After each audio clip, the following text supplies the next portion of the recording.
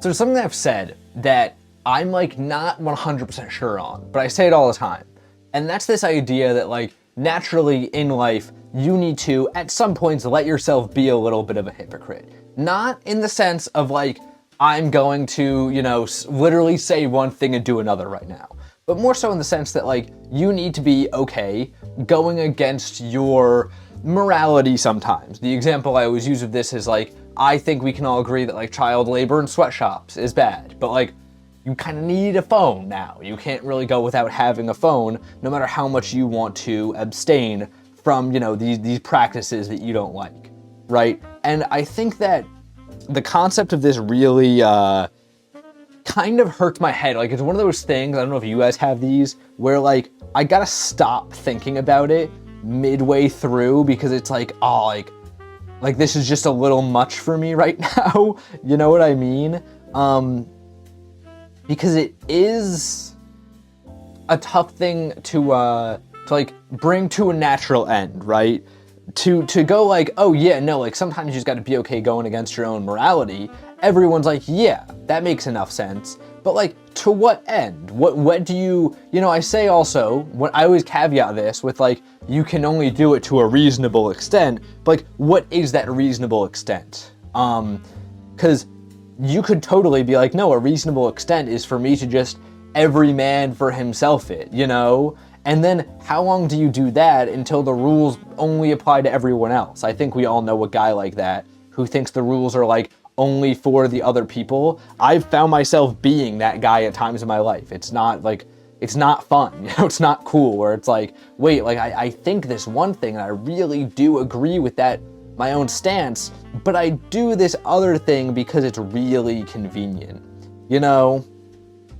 There's the smallest form of this where it's like, I know that chips are unhealthy for me.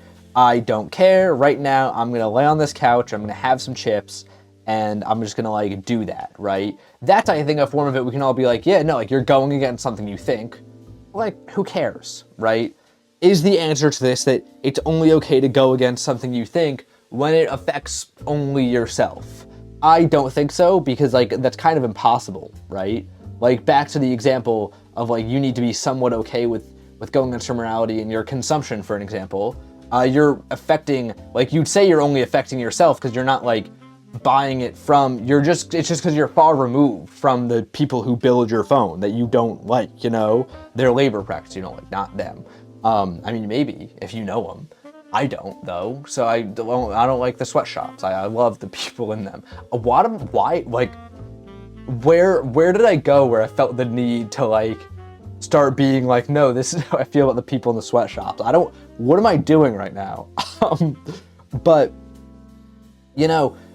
you can't just like bring this to its conclusion of like the rules apply to everybody else, because then you're just like, I guess in simplest terms, an asshole, right? A solution that I always use for this, as I said right at the beginning, is like I just don't think about it too hard. Like what I use is this kind of like, I refer to it in my head as like reasonability, problem solving, of just like, I know that I'm not like a super evil, terrible person. So in my head, when I gotta think about something like this, it's easier for me, instead of trying to really dive into it, to come up with just like, oh, I'll just do what makes sense in the moment, And that usually works. I mean, like, it's definitely gotten me through things. Has it always made me end up at the right position though? That's something I really can't guarantee, to be honest with you.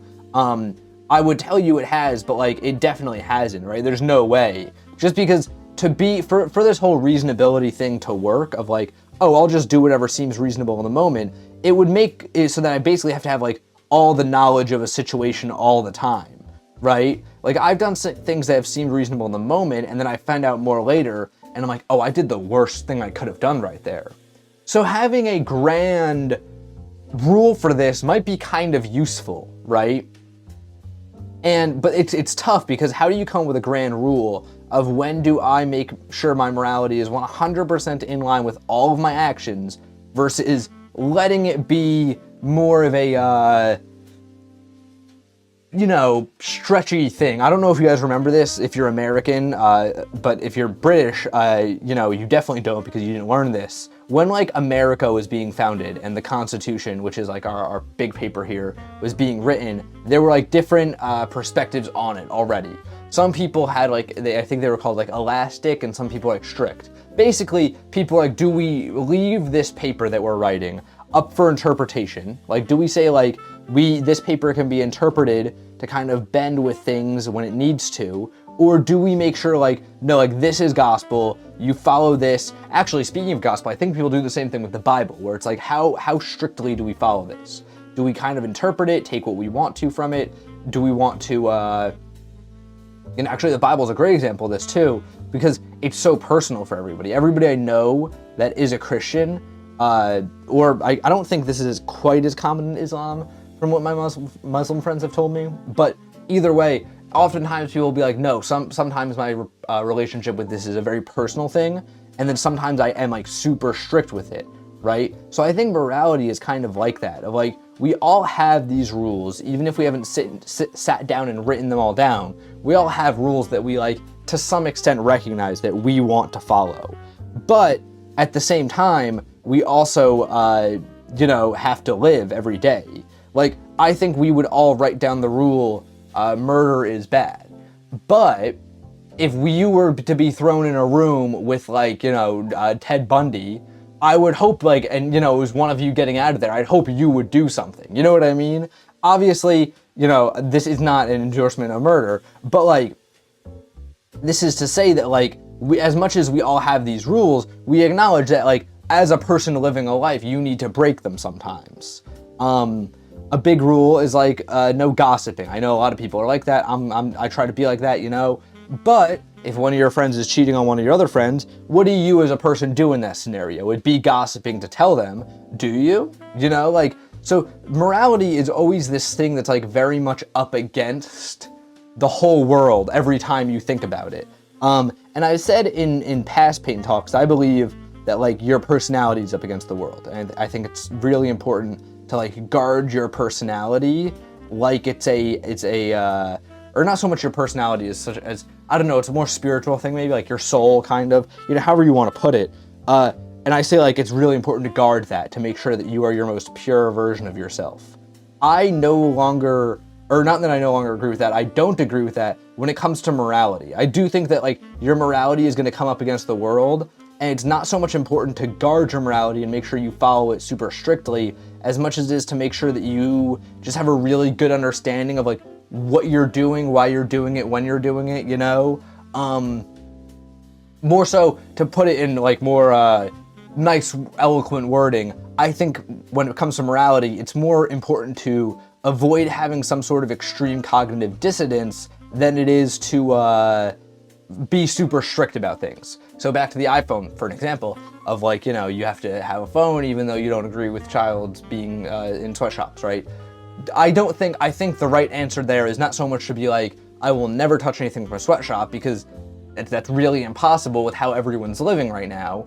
I think the correct answer is more so to like, just be aware of things going on, and not so much be like, oh, I'm just gonna not think about that. Because that's what a lot of people do, right? Or they even joke about it, which is like a little bit weird. I don't know.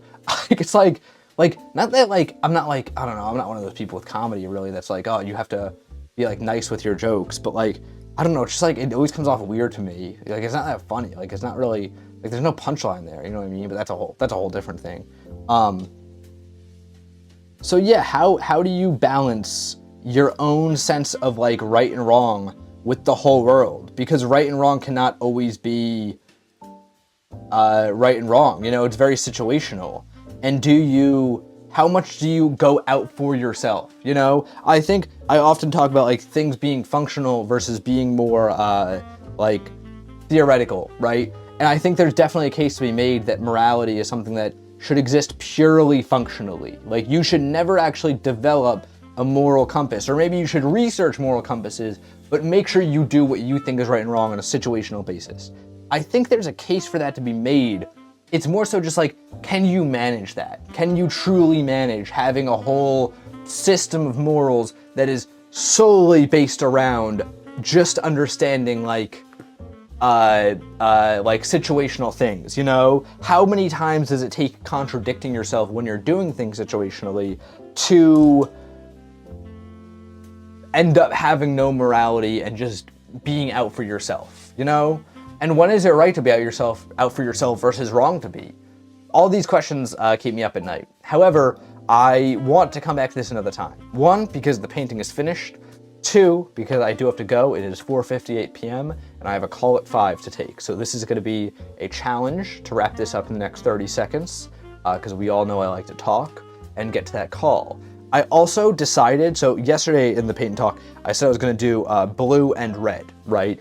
For my next swirl, for my next spiral, or I don't know, is this a spiral? I don't know. But anyways, I decided I just want to do blue and white, and then tomorrow I'm going to do red and white, and then I'm going to do yellow and white, because I didn't like how it came out yesterday, and this reminds me of something. You know the cups you would get, at like the worst diner near you? They remind me of that, if that makes any sense to anybody. I hope it does. Taco Bell tried to do this style a little while ago for some branding. It didn't land with them, but it lands here, I think. I actually quite like this. I think it's very nice to look at. But anyways, you guys know the deal. Check the Instagram to see the painting, all the angles, bickety bam, caption, story, all the stuff on the Instagram. Also the best place to keep up with me. And until tomorrow, guys, gals, and pals, this has been Paint and Talk episode 55. My name is Max Dice. I'm here every morning painting and talking with you all. Okay, I gotta go.